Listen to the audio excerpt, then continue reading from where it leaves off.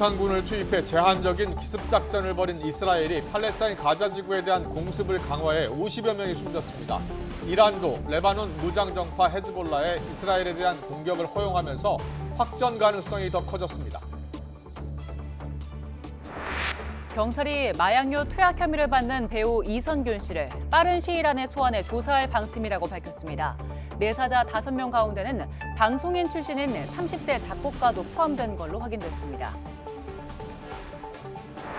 마약을 갖고 있으니 연락을 달라는 문구가 적힌 광고물을 수도권 대학가에서 뿌린 40대가 경찰에 붙잡혔습니다. 피의자는 액상 대마를 판매한 전과가 있는 것으로 확인됐습니다. 소 럼피스킨병이 전국으로 확산 중인 가운데 강원도에서도 첫 확진 사례가 나왔습니다. 강원도는 양구군 한우 농가에서 최종 확진 사례가 나오자 도내 모든 소 사육 농가를 대상으로 24시간 일시 이동 중지 명령을 내렸습니다. 법무부가 고위험 성범죄자들이 출소한 뒤 살 곳을 국가 등이 운영하는 시설로 제한하는 법을 추진하기로 했습니다. 한동훈 법무부 장관은 이 같은 내용을 담은 이른바 한국형 제시카법을 입법 예고한다고 밝혔습니다. 경찰이 업무상 횡령 혐의를 받고 있는 태광그룹 이호진 회장 자택과 본사를 압수수색했습니다.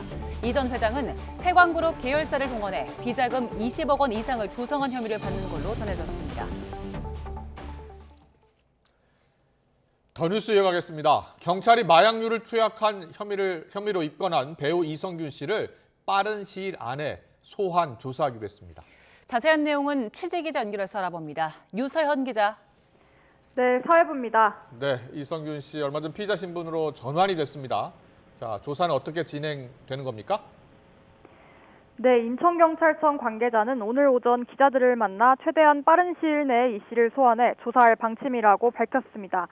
아직 이 씨를 부를 정확한 날짜가 정해진 것은 아닌데요. 경찰은 조만간 이 씨 측과 접촉해 일정을 조율하고 이 씨를 상대로 씨약 검사를 진행해 투약한 마약의 종류와 투약 횟수 등을 확인할 예정입니다. 앞서 이 씨는 마약류관리법상 대마와 향정 혐의 등으로 형사 입건돼 피의자 신분으로 전환됐습니다. 이 씨는 유흥업소 실장 A 씨의 서울 자택에서 올해 초부터 여러 차례 대마 등의 마약류를 투약한 혐의를 받습니다.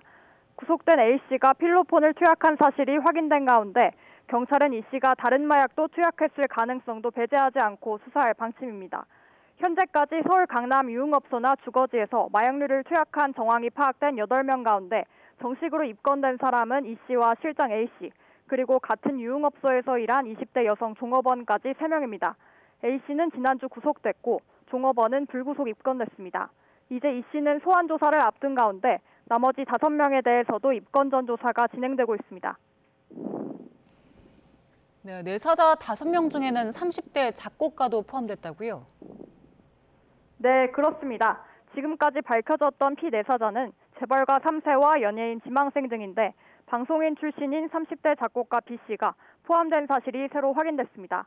경찰은 지난달 중순 서울 강남 유흥업소에서 마약류 투약이 이뤄지고 있다는 첩보를 확인하는 과정에서 이선균 씨와 함께 B 씨를 둘러싼 단서도 포착한 것으로 파악됐습니다. B 씨는 이번 사건으로 함께 내사를 받고 있는 연예인 지망생과도 한때 가까운 지인 사이였던 것으로 알려졌습니다. 다만 이 씨 측은 앞서 재벌가 3세나 연예인 지망생 등과는 모르는 사이라며 함께 마약을 투약했다는 의혹을 부인했습니다. 지금까지 사회부에서 전해드렸습니다. 마약을 갖고 있으니 연락을 달라는 내용의 광고물을 수도권 대학교 곳곳에 뿌린 40대 남성이 경찰에 붙잡혔습니다. 이 남성은 예술대생을 노려 범행을 저질렀다고 경찰에 진술했는데 마약을 판매한 전력이 있는 걸로 확인됐습니다. 자세한 내용은 취재 기자 연결해서 알아봅니다. 황보혜경 기자. 네, 사회부입니다. 네, 자 40대 누가 이런 광고물을 뿌린 것으로 확인이 됐습니까? 네, 경찰이 어제 저녁 8시 반쯤 서울 송파구에서 우리 국적 40대 남성 A 씨를 긴급 체포했습니다. A 씨는 서울과 경기 지역의 대학 캠퍼스를 돌며 이른바 마약 광고물을 배포한 혐의를 받고 있습니다. 지난 20일 건국대와 홍익대에서 그제는 가천대학교 캠퍼스에서 이 같은 광고물을 모두 200장 뿌린 것으로 파악됐습니다. 명함 크기의 광고물에는 영감이 필요하냐, 액상 대마를 준비했다, 연락을 달라는 내용이 영어로 쓰여 있었습니다. 또 광고물 뒷면에 QR코드를 스캔하면 신원을 알 수 없는 이와의 대화로 연결된 것으로 알려졌습니다. 대학생 온라인 커뮤니티에는 소름 돋는 내용의 광고물을 봤다는 글이 잇따라 올라오기도 했습니다. 네, A씨는 대학 캠퍼스 3군데에서 그것도 영어로 된 광고를 뿌렸는데 그 이유가 뭡니까? A씨는 경찰 조사에서 생활비를 마련하기 위해 저지른 일이라면서 예술을 전공하는 외국인 학생을 대상으로 범행하려 했다고 진술했습니다. 이 때문에 미술대학이 있는 건대와 홍대, 가천대를 범행 장소로 골랐던 겁니다.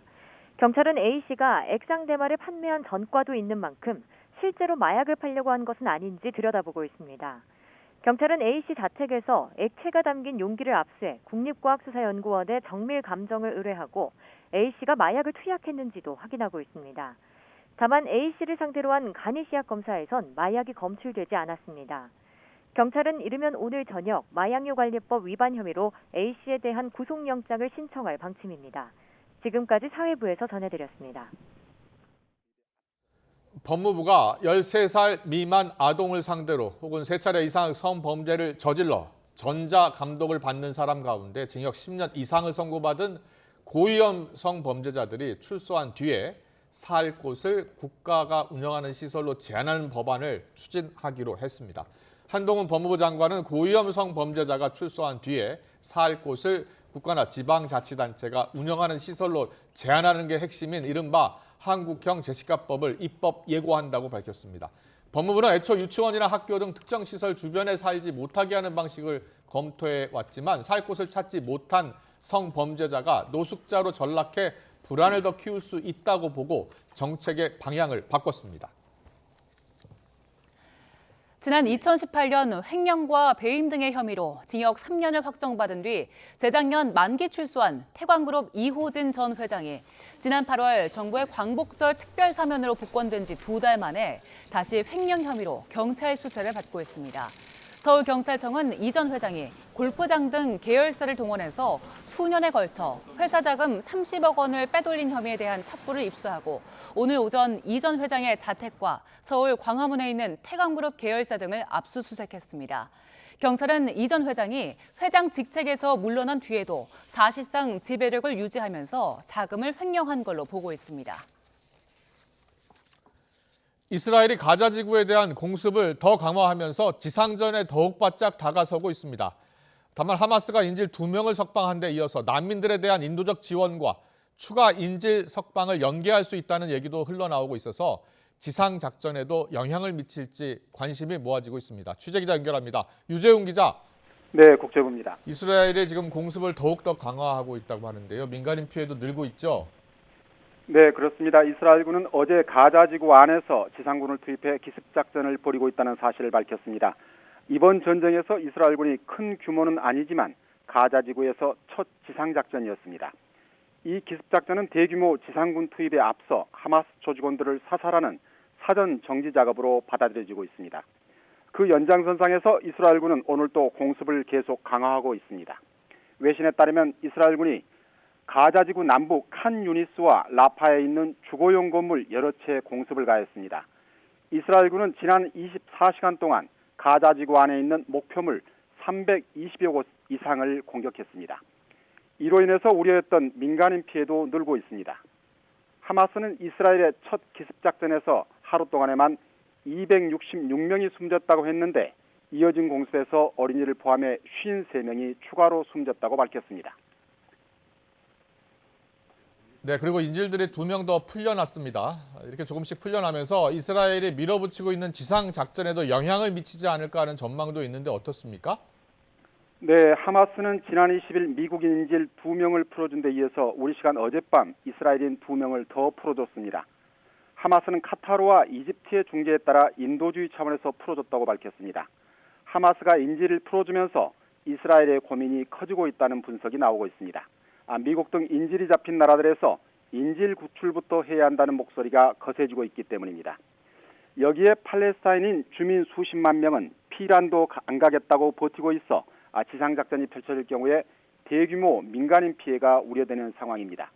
그래서 이스라엘이 작전을 연기하거나 축소해야 한다는 압박이 자연스럽게 나오고 있는 상황입니다. 특히 미국이 이란에 직접 접촉해서 확전 개입을 자제해달라고 요청하는 등 사실상 확전 차단에 주력하고 있다는 보도도 이어지고 있습니다. 하지만 이스라엘은 인질 구출에 모든 노력을 다하겠지만 그렇다고 이 문제가 지상작전을 방해할 수 없다는 입장을 유지하고 있습니다.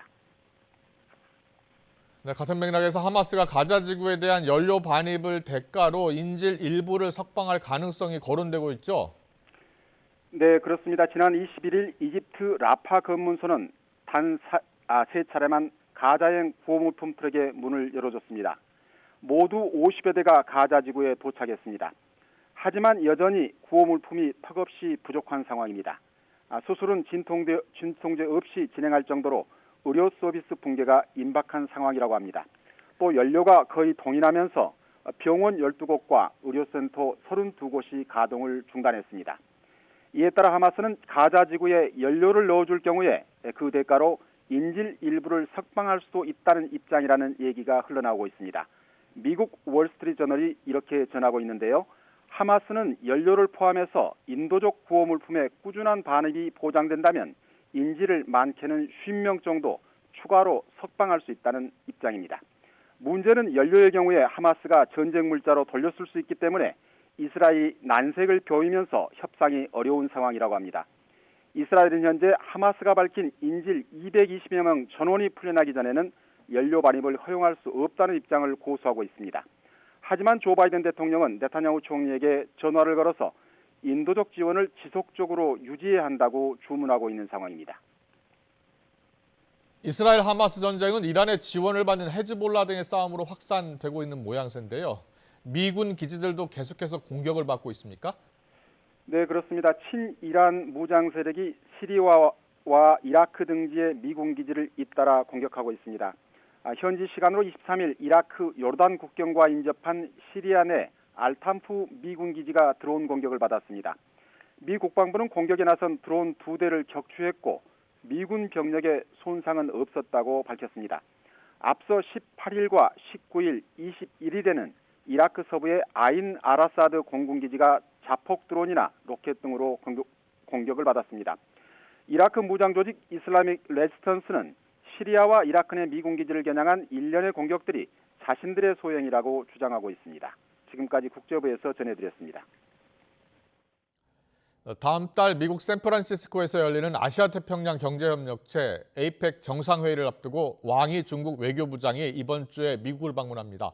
미 국무부는 보도자료를 통해서 토니 블링컨 국무장관이 오는 26일에서 28일 워싱턴에서 왕이 부장을 맞이할 예정이라고 밝혔습니다. 왕이 부장의 방미는 다음 달 APEC을 계기로 한 미중 정상회담을 염두에 두고 의제를 조율하기 위한 것으로 관측됩니다. 코로나19 백신 접종이 시작됐는데요. 예상보다 많은 사람이 병원을 찾고 있습니다.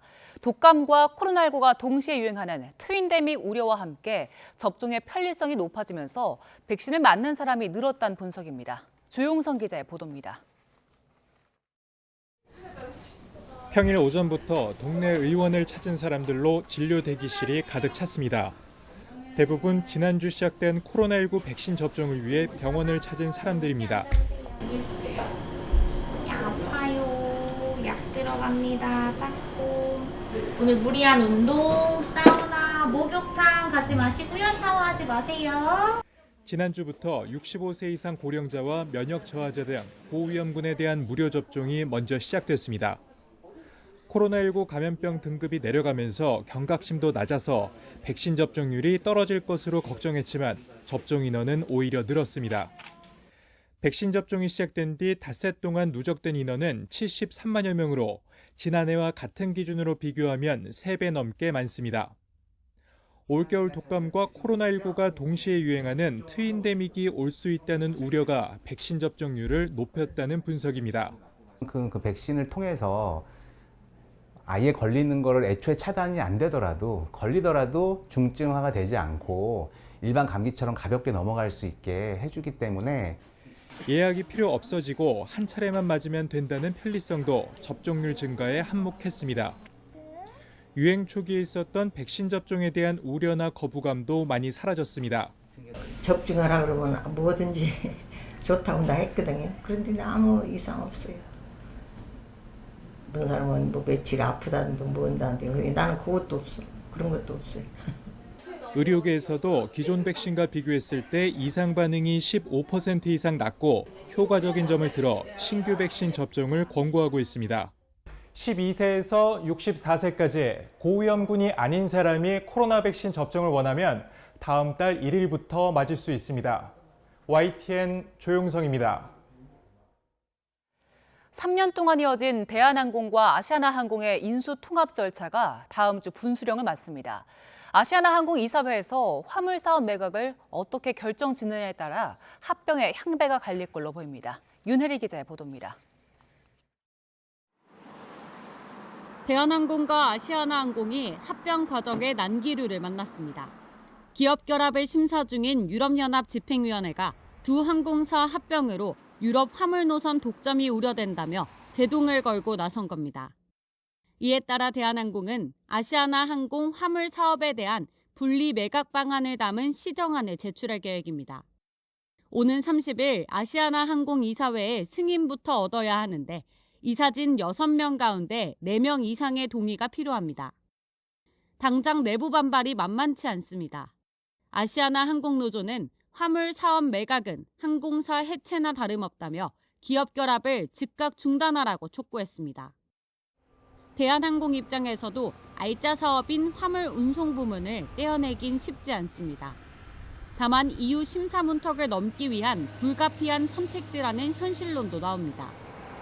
합병이 불발될 경우 부채 비율이 1,700%를 넘는 아시아나항공이 독자적으로 생존할 가능성이 희박하다는 겁니다.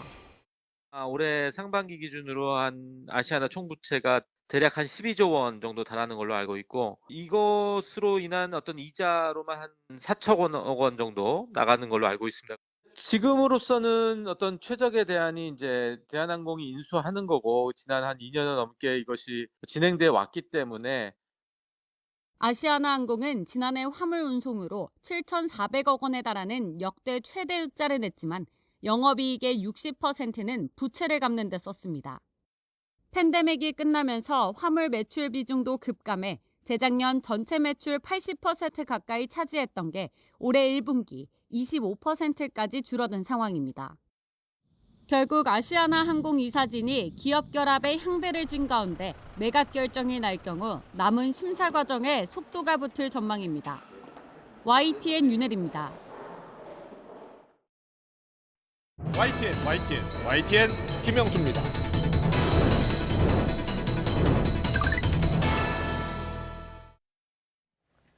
네, 단식 도중에 병원에 실려갔었죠. 35일 만에 국회로 돌아와서 당무를 시작한 이재명 더불어민주당 대표. 어제 자신의 체포 동의안 처리 과정의 일로 더 이상 왈가왈부하지 않기를 바란다라고 말했습니다.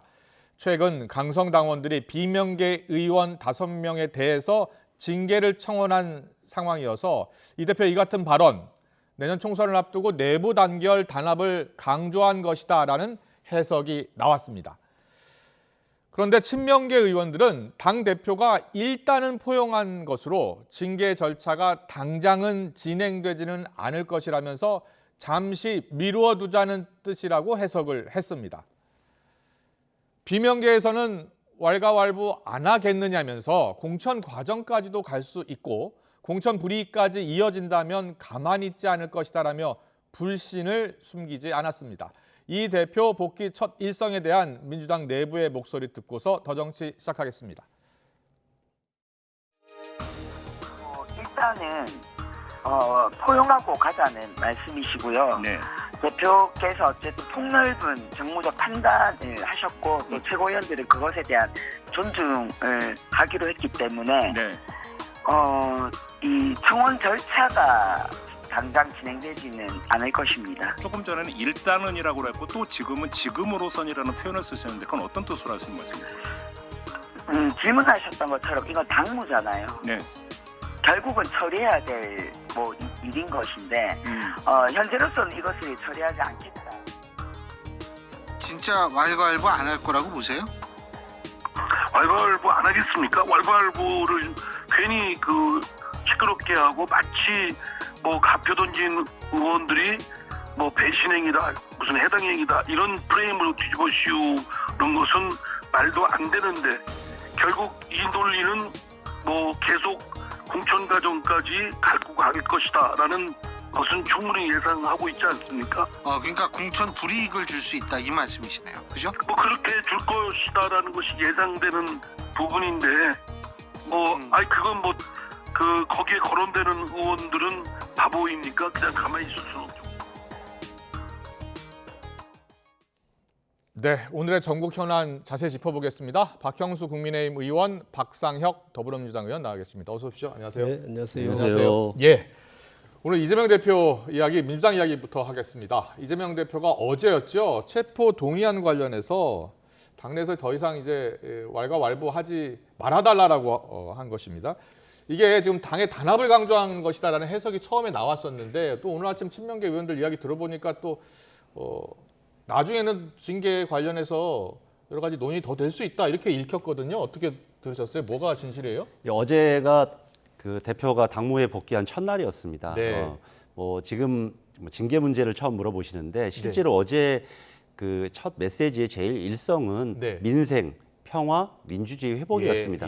그리고 그 과정 속에서 이 징계 문제를 얘기했는데 이때만이 아니라 지난번 강서 보궐선거 마지막 날에도 대표는 지금은 통합이 제일 중요한 순간이다. 우리 안에 아무리 차이가 커도 상대방과의 차이만큼 크지 않다라고 말씀을 하셨거든요. 그리고 어제도 말씀드렸던 것처럼 지금 민주당의 과제를 얘기하고 그 과정 속에서 제일 중요한 것은 단합이다라고 얘기를 하신 겁니다. 그리고 그렇군요. 제가 여러 가지 어제도 제가 뭐 오후에 부의전력 회의도 함께 했었는데 지금 핵심적으로 저희들이 고민하고 다루는 문제는 총선을 앞에 두고 다양하게 벌어질 혁신 경쟁에서 어떻게 더 민주당이 잘할 것인가 이런 부분에 더 여러 가지 논의 사항들이 있었습니다. 그렇군요. 그래서 이런 부분들에 대해서 물론 해석을 하는 사람들은 조금 다를 수 있겠지만 대표의 말을 믿고 거기에 따라서 봐주시면 될 것 같습니다. 그렇군요. 그런데 서은숙 최고위원 말을 옮기면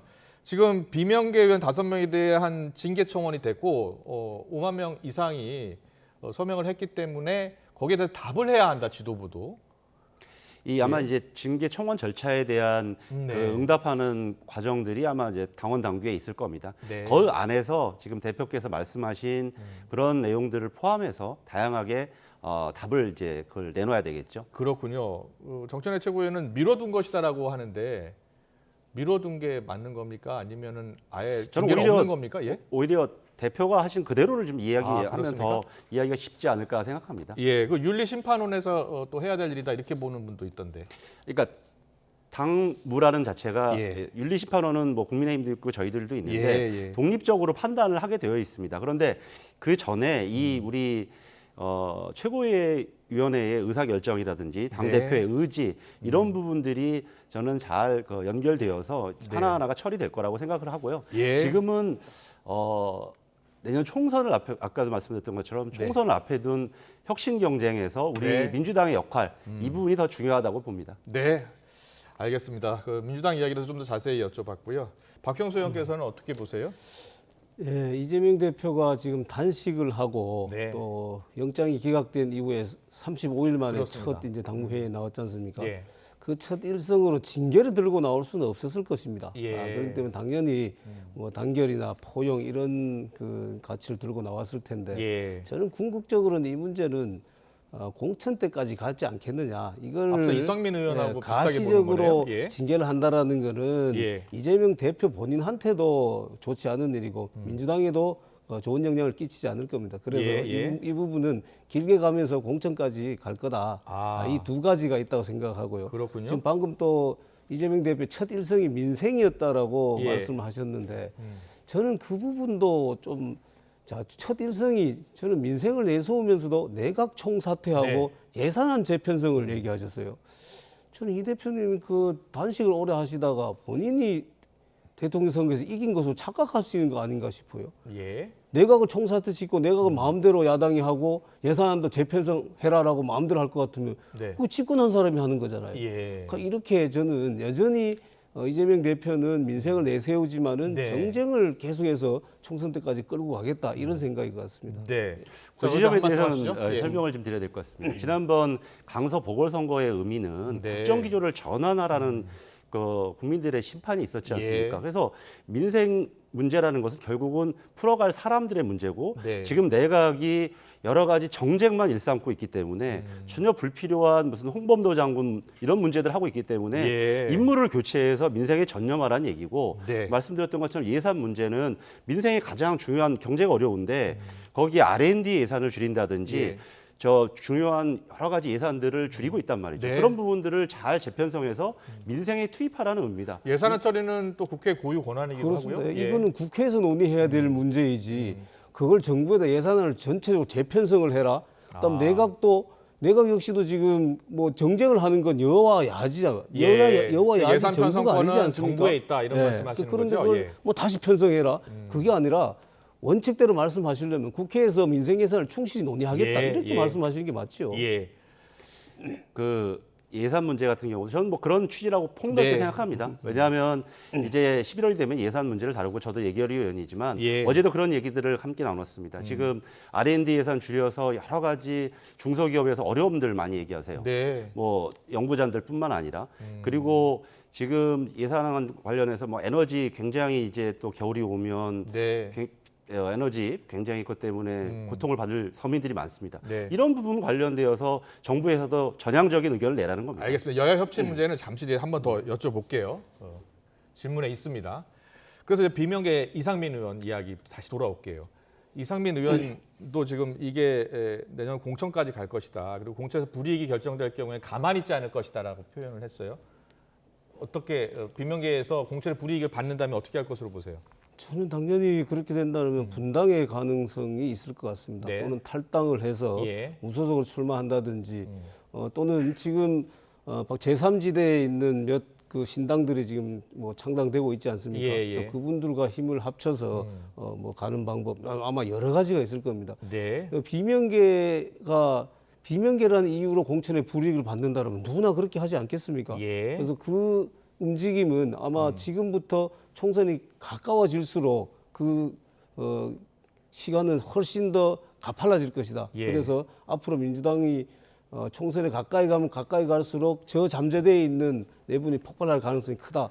그렇게 네, 그 요거 민주당에서는 예 말씀하세요. 요즘 신당 얘기하는 거는 국민의힘 아닌가요? 그러니까요. 제가 그 말씀 드리려고 했는데 지금 여당에서는 지금 또 신당 이야기가 나오고 또 야당에서는 그래서 분당될 것이다 이런 이야기 나오고 저희는 공천들과 관련되어서 이미 1년 전에 특별당규로 결정을 했습니다. 네. 그래서 이거를 바꾸거나 변동할 수도 없습니다. 예. 저는 이상민 의원한테도 좀 말씀을 드리고 싶은 게 국민의힘도 마찬가지입니다. 뭐 가결을 색출할 수도 없고 확인할 방법도 없습니다. 네. 그런데 당에 대해서 여러 가지 의사결정이 이루어진 부분에 대해서 여러 가지 다른 뭐 방법으로 당에 네. 손해를 내는 것 이런 부분들은 국민의힘에서도 그 부분 관련되어서는 뭐 여러 가지 징계를 하지 않겠습니까? 예. 지금은 저런 목소리를 내실 게 아니라 네. 지역구에서 열심히 지역민들과 함께 내년 총선을 준비하는 게 오히려 현명하다 이렇게 생각합니다. 네, 알겠습니다.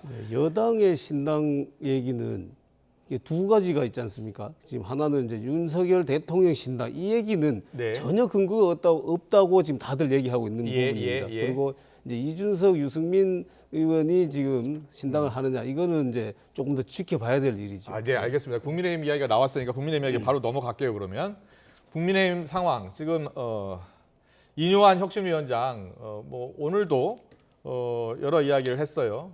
앞으로 이제 혁신위원을 뽑아야 될 텐데 일단 모든 거 다 바꾸겠다라고 이야기를 했습니다. 그런데 이것을 놓고서 과연 혁신위가 어디까지 할 수 있느냐 당내 여러 목소리 나오고 있습니다. 국민의힘 내부 목소리 듣고 오겠습니다. 공천의 방향이나 공천의 룰이라는 게 정확하게 얘기하자면 기득권의 어느 정도 어떤 기득권? 그 다음에 외압.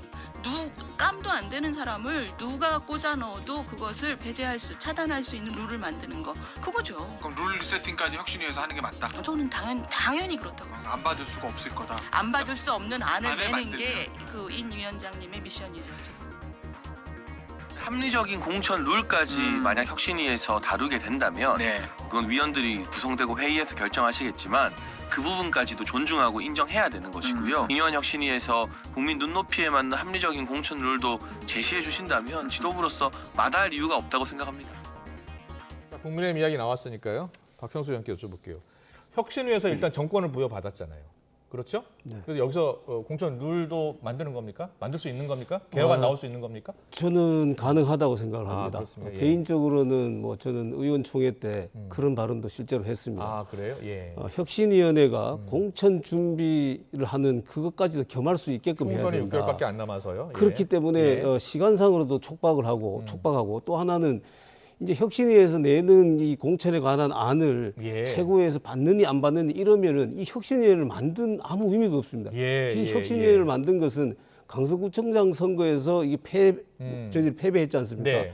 이렇게 패배하면서 수도권 민심을 되돌릴 수 있는 그런 방법이 뭔가 그걸 고민하는 차원에서 나왔는데 또 무슨 공천 룰이라든지 뭘 가지고 혁신위가 낸 안을 왈가왈부하면은 정말 왈가왈부. 지도부에서 받는다 안 받는다. 네, 이거 완전히 그렇게 되면은 혁신을 띄우지 않은 것만 못하게 되는 겁니다. 그렇군요. 그래서 저는 혁신위에서 충분히 이런 공천 룰까지도 다 세팅도 가능하고 또 물론 뭐 세부적인 일정까지 다 할 수는 없겠지만 그런 걸 정해야 된다고 저는 생각을 합니다. 그런데 앞서 이제 오늘 민주당 정청래 의원 라디오 인터뷰 보니까 공천 룰, 공천을 사실 용산에서 결정하는데 용산이 바뀌지 않는데 용산 뭐 개편 공천룰 개편안이 나와도 그게 제대로 적용이 되겠느냐 또 이렇게 물어보더라고요. 뭐 정청래 의원 하시는 말씀이라서 제가 얘기하기가 그런데 자 기본적으로 공천룰을 세팅한다는 건 그런 여러 가지 우려들이 있습니다.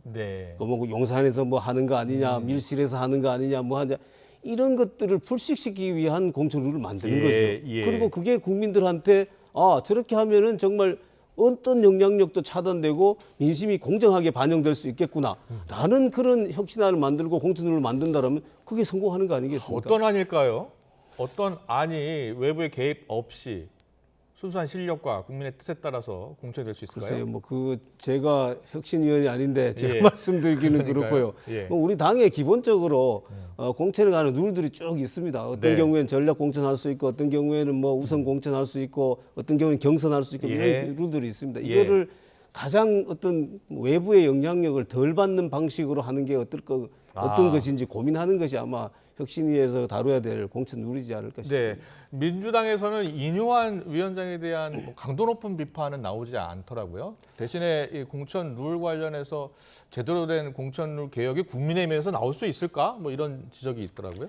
뭐 조금 전에 정청래 의원이 얘기를 했다고 하는데 기본적으로 지금 여권의 핵심은 뭐니 해도 대통령과 용산 아니겠습니까? 그리고 지금 국민의힘을 출장소로 만들고 출장소장 김기현 대표가 있는 거 아니겠습니까? 이번에도 김기현 대표가 자리에 있고 한 상황에서 김기현 대표가 용역을 준 사람이 얼마나 제대로 된 혁신안을 만들지는 저는 조금 회의적이고요. 또 이제 그 여러 가지 혁신위원들을 구성하는 과정 속에서 평가를 해야 되기 때문에 지금은 판단은 좀 미루겠지만 그 결국은 윤석열 대통령이 원하는 공천 이것이 관철될 거다라고 하는 게 저는 대체적으로 국민들도 그렇게 바라보고 계신다 이렇게 생각합니다. 그렇군요. 그런데 오늘 그 홍준표 대구시장이 SNS 글을 올렸는데 잠깐 보여주세요. 이재명 대통령 단독회담으로 자신의 격을 대통령급으로 만들려고 노력하고 있다. 그러면서 김기현 대표에게도 김기현 대표, 이재명 대표 단독회담으로 자신의 자리 확보하려고 한다. 자, 둘 다 헛된 망상 말고 책무에만 전념하는 게 맞지 않나 이런 이야기를 했습니다. 뭐 김기현 대표도 비판하고 이재명 대표도 비판하는 그러한 오히려 홍준표 시장이야말로 지금 대구 경제 안 어렵습니까? 지금 대구가 아주 뭐 태평성대입니까? 왜 이렇게 여의도 일에 왈가왈부하세요? 지금 대구를 더 잘 시장으로서 역할하시는 게 더 중요하다고 생각합니다. 홍준표 시장의 이 발언에 대해서는 어떻게 보세요? 저는 이재명 대표에 대한 부분은 홍준표 시장이 맞는 것 같아요. 김기현 대표에 대한 얘기는 틀린 것 같고, 자 이재명 대표에 대한 얘기를 하자면은 이재명 대표는 지금 그 김기현 대표가 여야 대표 회담을 하자라고 하는데 거기에 다시 윤석열 대통령까지 포함해서 이제 3자 회담을 하자고 역제안을 하지 않았습니까? 네, 그렇습니다. 자, 이 부분은 이렇습니다. 저는 대통령실에서는 기본적으로 이재명 대표와 회담하는 것을 지금 꺼리고 있습니다. 그거는 객관적인 사실입니다. 그러면 계속해서 이재명 대표는 회담을 하자라고 지금 얘기를 하고 있지 않습니까? 예. 그러면 하자라고 하는 쪽에서 전향적으로 방법을 찾아야죠. 네. 일단 여야 대표 회담부터 하자. 여야 대표 회담 못할 이유가 뭐가 있습니까? 그걸 해서 그러면 거기서 얘기를 잘 해서 자 우리 둘이서만 얘기해가고 될 일이 아니고 이거는 대통령하고도 함께 얘기를 하자. 이렇게 김기현 대표를 설득을 해서 그 다음에는 또 여야 3자가 만날 수도 있고 전체 또 뭐 정당 대표들이 만날 수도 있고 이렇게 단계적으로 풀어가야 되지. 예. 단박에 여야 대표 하자 대표 회담하자 그러는데 그거를 탁 거절하고 3자 회담해야 된다. 이렇게 역제안하는 거는 이거는 기본적으로 그걸 달성하려는 어떤 의지가 있는 것이 아니라 이건 정쟁용으로 지금 내세우는 거 아닌가 야당 이런 생각을 쪽에서 합니다. 하는 이야기 들어보면 과거 대통령들은 여야 대표 같이 만나는 경우가 많았다. 네. 그리고 뭐 단독 회담도 있었고. 뭐 과거에는 예. 이제 뭐 당수를 겸하는 경우도 있었고 뭐 그래서 뭐 그런 경우가 많았는데 최근에 들어와서는 이 기본적으로 정당이 국민의힘과 지금 민주당 야당과 여당의 대표가 서로 만나는 그게 예. 그게 맞는 것이지 왜 자꾸 그렇게 하는지를 모르겠어요. 윤석열 대통령이 말씀하시죠. 예. 왕입니까? 왜 그 위에 군림하려고 하세요? 아 이거 1호 당원이죠. 그럼 저하고 만나자고 할까요? 과거에 이미 이재명 대표는 영수회담을 여러 차례 제안한 바도 있습니다. 그렇죠. 예. 정말 윤석열 대통령이 변했다면 민심의 목소리에 귀 기울인다면 제1야당 대표를 만나는 게 그 변화의 모습을 보여주는 거죠. 네. 그리고 지금 김기현 대표가 갖고 있는 위상이라는 거는 저희들이 보기에는 아까도 말씀드렸던 것처럼 출장 소장 이상도 이하도 아니기 때문에 그 과정 속에서 뭐 얘기를 하면 되는 것이다. 그런데요, 그리고 그 예전에 삼김 시대가 이후에도 이 여야 대표들과 대통령이 모이는 자리는 많았습니다. 그런데 과거에 보면 또 홍익표 원내대표요. 과거 이제 민주당 시절에 또 지금 이제 여당에서 영수회담 제안했을 때 그 과거 총재 시절 과거의 권위적인 시대의 그 이야기다. 여야 그 영수회담은 없는 거다. 이런 또 이야기를 하기도 했잖아요. 그래서 이제 결과적으로는 같이 재정당 대표들과 함께 대통령이 함께 만나는 자리들도 마련이 됐습니다. 네, 그래서 지금도 여야 대표와 대통령이 함께 만나서 민생 문제, 예산 문제 좀 얘기를 해야죠. 네. 짧게 한 말씀 말씀하세요. 아까 영수회담에 대해서는 예전에 홍익표 원내대표 그렇게 얘기를 했고요. 자, 홍익표 지금 원내대표는 말입니다. 이재명 대표 지금 체포동의안 저 문제가 영장심사 받을 때 이재명 대표를 옹위하겠다고 해서 3명의 대표 중에 한 사람은 선임됐습니다. 사실상은 이재명 대표의 어떻게 보면 아바타라고 할 수 있습니다. 지금 말씀하신 것처럼 출장소장이라고 그러면은 그렇다고 해서 원내대표끼리 회담을 안 합니까? 그렇지 않습니다. 어떤 형식으로든지 정해졌으면 거기에 맞는 회담을 하고 격을 찾아야 되죠. 그런데 자꾸 김기현 대표는 당신은 아니다. 대통령과 내가 직접 만나야 되겠다. 이거는 정치를 하는 태도도 아니고 대화를 풀어가는 순서도 아니라고 생각을 합니다. 네, 알겠습니다. 도돌이표입니다. 여야 입장이 계속 엇갈리고 있고 도돌이표로 이야기를 하고 있는데요. 들어봤고요. 다음 이슈 넘어가려고 하는데 총선 이제 6개월밖에 남지 않았잖아요. 그런데 여권에서는 한동훈 법무부 장관 총선 출마 이야기 나오고 있고 야권에서는 조국 전 법무부 장관 총선 출마 이야기가 자꾸 흘러나오고 있습니다. 관련 녹취 인터뷰 내용 듣고서 이어가겠습니다. 바람이 한동훈 장관의 운명을 결정할 것이다. 아, 종로 얘기가 계속 나오잖아요, 요 사이에. 저는 그건 절대 아니라고 생각합니다. 절대 아닙니까? 네, 종로 정치 1번지 아니라고 생각합니다. 올드하다고 생각합니다. 의미 있는 험지여야 됩니다. 나가면 무조건 죽는 건 안 되고 어려운 지역인데 한동훈이라는 개인기, 인물 경쟁력으로 당설될 수 있는 지역인데요. 종로 그리고 민주당의 후보들 쭉 보면요. 진짜 올드하기 짝이 없습니다. 그래서 저는 그 각은 안 나온다. 이미 늦었어요 지금. 그런데 이제 예를 들면 인재 영입하는 케이스는 당원이 아니잖아요. 그런 경우는 예외죠. 그러면 인재 영입을 하잖아요. 그 즉시 입당을 합니다. 조국 장관은 입당한 적이 없는 것 같고. 그러면 민주당에서 인재 영입을 해서 입당을 시켜서 그럼 출마를 시켜야 되는 건데 그게 좀의 어려움이 있겠죠. 좀 거시기하다. 거시기한 것은 사투리로 알 수 없다 지금은. 거시기는 아무도 모르는 거예요. 뭐 한동훈 장관 이야기부터 먼저 해볼게요. 한동훈 장관 출마 가능성 이야기 나오는데 뭐 강남 지역 출마할 것이다, 또 뭐 종로 출마할 것이다, 뭐 다 관측입니다. 본인은 어떠한 이야기도 하고 있지 않고요. 자, 일단 먼저 출마해야 된다고 보세요? 그리고 출마한다면 어디로 가야 된다고 생각하세요? 저는 출마 가능성에 대해서는 뭐라고 얘기하기가 어렵습니다. 왜냐하면은 일단 뭐 대통령께서도 법무행정을 지금 한동훈 장관이 잘 하고 있다고 생각을 해서 그걸 계속 맡기고 싶어하는 그러니까 그런 상황이고. 자, 이제 출마 여부에 대해서는 본인이 이제 결단할 문제입니다. 그럼 물론 또 거기에 우리 당에서도 한동훈 장관이 필요하다라고 총선 가까이 갔을 때 생각을 하면은 또 뭐 요청할 수도 있겠죠, 대통령께. 그러니까 이럴 수도 있는데 출마를 했을 때 그럼 어디로 갈 것이냐. 이것은 저는 그 민주당 인사들을 어떻게 배치하느냐를 좀 보면서 결정해야 된다. 그러니까 지역도 아주 강남이 이런 데는 그 의미가 없다고 생각합니다. 그러면 비례대표나 마찬가지인데 그건 의미가 없고 그렇다고 해서 아예 당선 가능성이 우리로 봐서 없는데 여기도 안 됩니다. 그래서 저는 적절한 곳에 적절한 인물과 대적을 해서 이 전국적인 관심을 좀 불러일으킬 수 있는 이런 지역을 우리가 선택을 해야 된다. 만약에 나온다라면은 그렇게 생각합니다. 지금 뭐 한동훈 장관도 그렇고 조국 전 장관도 그렇고 본인은 이제 들었는데 출마 얘기 안 하고 있는데 주위에서 자꾸 이야기하고 있어요. 조국 전 장관이 만약에 출마를 한다면 거시기하다라고 이야기를 하더라고요. 한동훈 장관 얘기 잠깐 먼저. 한동훈 장관은 사실상 정치를 하고 있죠. 여러 가지 발언이나 국회에 와서 출마할 것 같습니까? 답변하는 걸 보면 저는 출마할 거라고 생각을 합니다. 하게 된다면 저는 이렇게 좀 얘기하고 싶습니다. 지역구 국회의원이잖아요. 지역구 국회의원은 기본적으로 지역민들의 삶 속에서 있어야 된다고 생각합니다.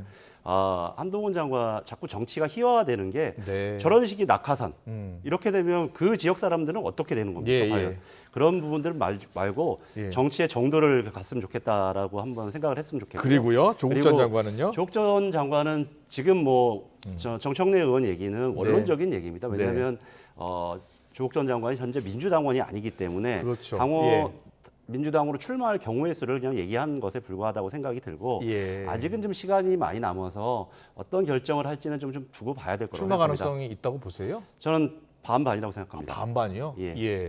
출마한다면 민주당 무소속 어느 지금 보면 조국 전 장관이 자신과 좀 가까웠던 분들 출판 기념회라든지 뭐 이렇게 하면서 여러 가지 좀 응원을 하고 복도해주는 분위기가 있기 때문에 출마할 수 있는 가능성도 충분히 있다 그런 생각도 드는데 또 한편으로 여러 가지 재판이라든지 또 정무적인 판단의 영역도 있으니까요.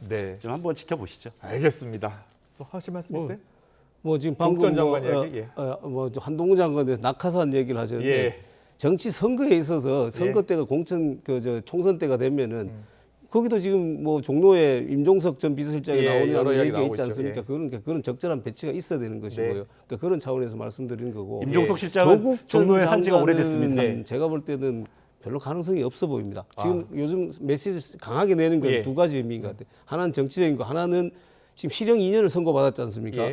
그래서 만약에 이 별다른 사정 없이 법정 구속된다고 했을 때 내가 이런 정치적인 발언 때문에 탄압을 받아서 구속되는 거다라는 이미지를 지금 미리 뭐 만들어 놓는 거 아닌가 싶습니다. 하실 말씀? 아니, 임종석 실장 얘기하길래 임종석 실장은 종로에 사는 지가 굉장히 오래됐습니다. 그렇군요. 저는 알겠습니다. 한동훈 장관의 낙하산 문제가 결국은 그 친윤 검사들 용산 사람들이 얼마나 함께 오느냐 이것과 다 같이 연결되어 있는 문제라고 보고 오히려 국민의힘에서 반길 리가 없다고 생각합니다. 알겠습니다. 다릅니다. 지금 뭐 용산에서 나온 부분은 조만간 정리가 될 거고요. 나올 알겠습니다. 것이고.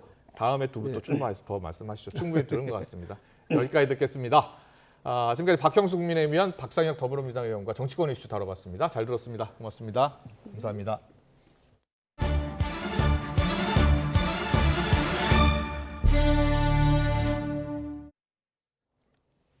네, 국내에 이 럼피스킨병 발생한 지 지금 닷새째인데요. 10건이 추가로 발생해서 모두 27건으로 늘었다고 합니다. 그동안 발생하지 않았던 인천 강화, 강원도 양구에서도 확진 사례가 나왔습니다. 취재기자 연결합니다. 양희력 기자. 농림축산식품부에 나와 있습니다. 네, 럼피스킨병 추가로 발생한 곳이 어디입니까? 네, 충남 서산과 당진의 한우와 젖소 농장에 이어서 경기도 수원, 인천 강화, 강원도 양구에서도 확진 사례가 발생했습니다. 농림축산식품부는 오늘 하루 10건의 추가 확진이 발생했다고 밝혔습니다. 특히 그동안 럼피스킨병이 발생하지 않았던 인천과 강원에서도 발생 사례가 나왔습니다. 럼피스킨병은 지난 20일 국내에 처음 발생한 뒤 21일 3건, 22일에는 6건, 그리고 어제는 7건 발생했습니다.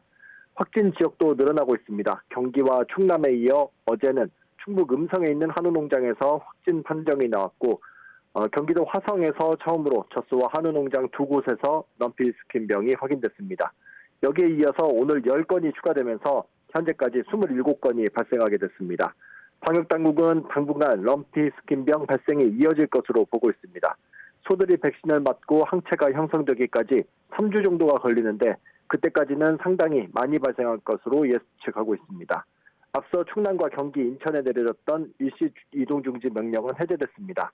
지난 20일부터 전국에 내려진 48시간 이동 중지에 이들 지역의 48시간이 연장되면서 농가 산업에 미치는 영향을 고려한 결과입니다. 대신 럼피스킨병 발생 농장 반경 10km 안에 있는 방역대는 그대로 유지하고 소 반입과 차량 진출입을 막고 소독 작업도 병행하고 있습니다. 지금까지 농림축산식품부에서 YTN 양희덕입니다. 절기상강인 오늘 선선한 가을 날씨가 이어지고 있습니다. 다만 오후 들면서는 하늘빛이 점차 흐려지고 있고요. 퇴근길 무렵에는 중부 곳곳으로 산발적인 비가 내리겠는데요. 내리는 동안 돌풍과 벼락, 쌀락, 우박을 동반하기도 하겠습니다. 예상되는 비의 양은 5에서 20mm로 밤이면 대부분 그치겠습니다. 비가 그친 뒤에는 하늘이 점차 개겠고요. 내일은 전국적으로 구름만 간간히 지나겠습니다. 내일 아침 기온은 예년 기온을 다소 웃돌겠습니다. 서울이 12도에서 출발하겠고요. 낮 기온은 오늘보다 조금 높아 선선하겠습니다. 서울이 22도, 대구는 23도를 보이겠습니다. 당분간 예년 수준의 가을 날씨가 이어질 전망입니다. 지금까지 날씨 정보였습니다. 이슈를 더 쉽게 전해드리는 더 뉴스, 내일은 더 준비하겠습니다. 잠시 뒤에는 뉴스큐가 방송됩니다. 시청해주신 여러분 고맙습니다.